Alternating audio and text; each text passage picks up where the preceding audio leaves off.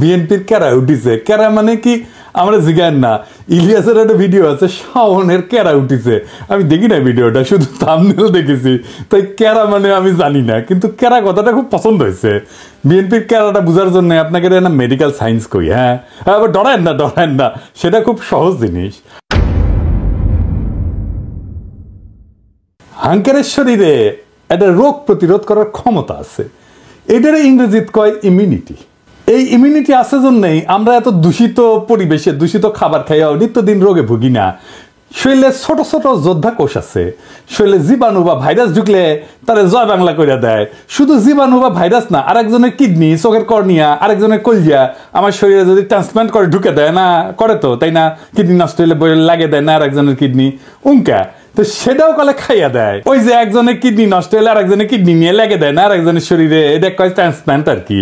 তো ওই ট্রান্সপ্লান্ট করলে না ওই যোদ্ধা কোষ খাইয়া দেয় কলে, বুঝছাও, ওই যে যেটা ট্রান্সপ্লান্ট করছে, যেটা ঢুকাইছে, সেই জন্য ট্রান্সপ্লান্ট করার পরে মেলা ওষুধ খেতে হয় ওই যোদ্ধা কোষগুলোকে থেমে রাখার জন্যে, চেপে রাখার জন্যে। তো ওই যোদ্ধা কোষের কেরা হইলে নিজের শরীরের রূপে নিজেই ঝেপে পড়ে, তার মানে শরীরের এই চামড়া মনে হয় তার নিজের চামড়া না, এটা অন্যের চামড়া, ব্যাস তাহলে শেষ, শরীরে সোরিয়াসিস হবে।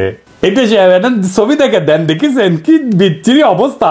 এটা করলে কোনো শ্বাসের রোগ না, ওই যে কেরা হয়েছে, বুঝছাও, রিউমাটয়েড আর্থ্রাইটিস মানে বাতের মতো আর কি। তো এটাও কেরা, হাত হুত বেঁকে বুকে যায়, ব্যথা তো আছেই, ছবি দেখান এডিটর সাহেব। তারপরে টাইপ 1 ডায়াবেটিস, ডায়াবেটিস করে দুই ধরনের, টাইপ 1 আর টাইপ 2। তো টাইপ 1 মানে যেটা জন্ম থেকে হয়, তো ছোটবেলাতে হয়, এটাও কলে ওই কেরা রোগ, বুঝেছেন। তো এটা ডাক্তারি ভাষায় কয় অটো ইমিউন ডিজিজ। আমি যদি ডাক্তারি বই লিখলামিনি তাহলে এই রোগ রে লিখলামিনি, নিজের নিজেই মারে, এত খারাপ কথা কেঁকে করে লেখা যায়, তাই কেরা রোগ লিখলামিনি, কেরা ইনকা কেরা হয়েছে বিএনপি। ওই নিজের দলের ইতিহাস, ঐতিহ্য, অবদান, এমনকি জিয়া খালেদার সিলসিলার বিরুদ্ধে দাঁড়াইছে। কেমনে দাঁড়াইছে আসেন দেখি। জিয়াউর রহমান বাংলাদেশের রাজনীতিতে কয়েকটা বেসিক মৌলিক কন্ট্রিবিউশন আছে, অবদান আছে। কি কি? 1 নাম্বার, তিনি বাকশালী শাসন থেকে গণতান্ত্রিক ব্যবস্থা উত্তরণ ঘটাইছিলেন। এর ইন্টারেস্টিং ব্যাপার হইতেছে যে বাংলাদেশই পৃথিবীর ইতিহাসে প্রথম এবং একমাত্র দেশ যা মার্শাল ল অধ্যাদেশ দিয়ে গণতন্ত্রের উত্তরণ ঘটেছিল।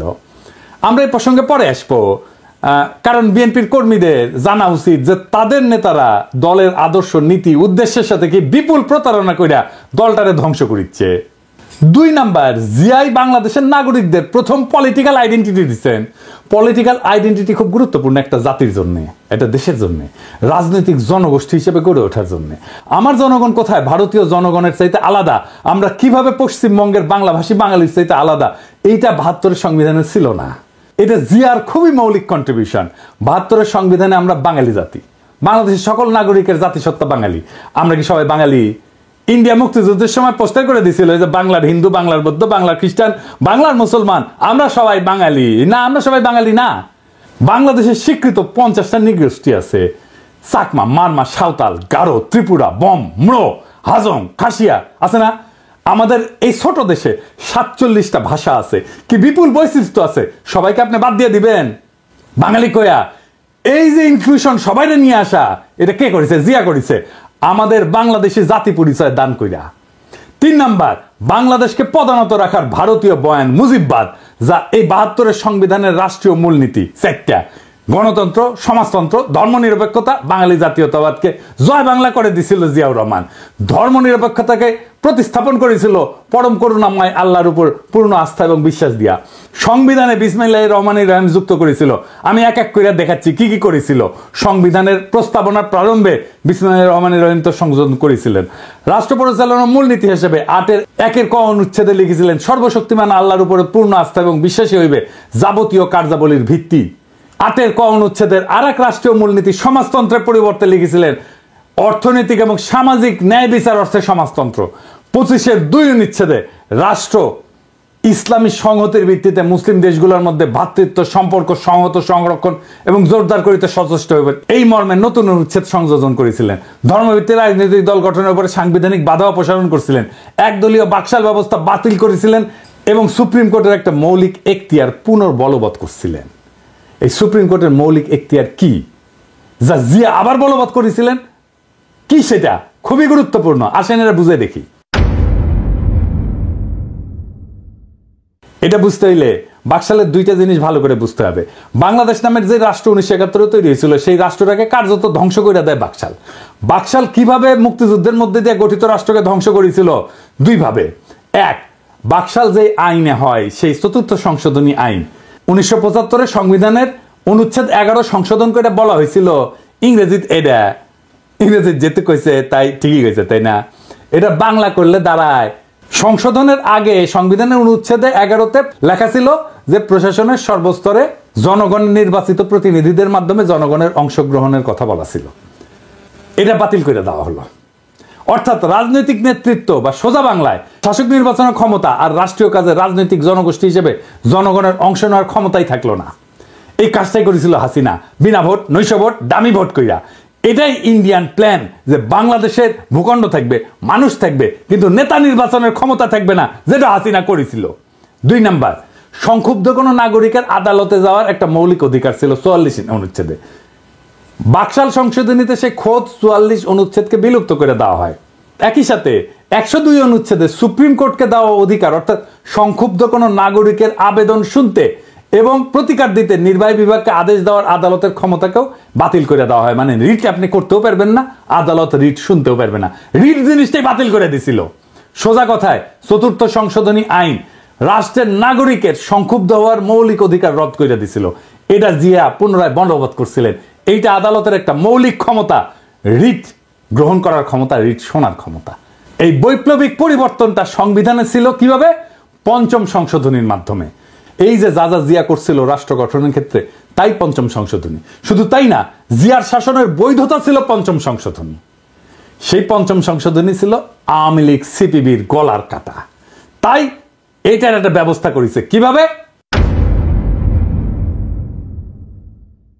এটা বাদ দিতে পারলেই অবিকৃত বাকশাল ফিরে আসে। এটাই ছিল আওয়ামী লীগ সিপিবির প্রজেক্ট। ইনফ্যাক্ট এটা ইন্ডিয়ান প্রজেক্ট।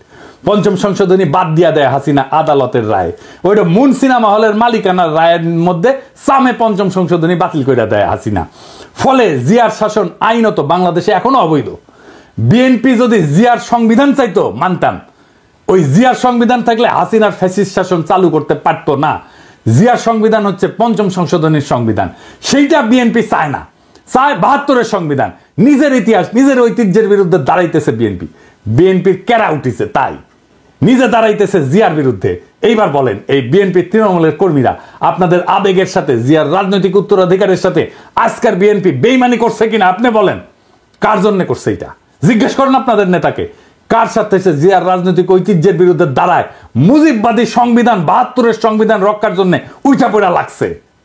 আমারে বলে আমি বিএনপি বিরোধী। হইতেই পারি বিএনপি বিরোধী, কিন্তু বিএনপি তো জিয়া বিরোধী হয়েছে, আমি তো জিয়া বিরোধী না। আসুক বিএনপির নেতারা আমার সাথে বাহাস করতে এই ইস্যুতে, তাদের জবাব দিতে হবে কেন তারা জিয়ার সংবিধানকে ত্যাগ কইরা মুজিববাদী সংবিধান রক্ষায় নামিছে।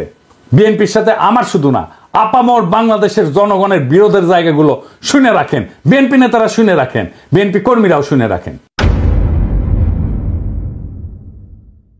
1 নাম্বার, বিএনপি আওয়ামী লীগকে ভোটে আনতে চায়, আমরা এটা চাই না। 2 নাম্বার, বিএনপি মুজিববাদী সংবিধানকে রক্ষা করতে চায়, আমরা এটা ছুঁড়া ফেলতে চাই। আমরা জিয়ার সংবিধান মাইনা নিতে রাজি আছি, কিন্তু কোনোভাবেই 72-এর মুজিববাদী সংবিধান মানব না।